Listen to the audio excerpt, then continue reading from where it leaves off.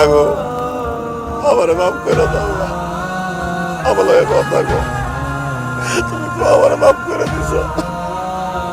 ও মা, মাগো।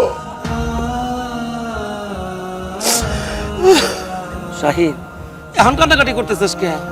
যখন মা পাইছে আসছিল তখন তো কোনো খোঁজ খবর নাস নাই, শ্বশুর বাড়িতে করে আসিলি, এখন কান্নাকাটি করে কি করে লাভ হইব? আমি অনেক বড় ভুল করে ফেলাইছি মিন্টু ভাই।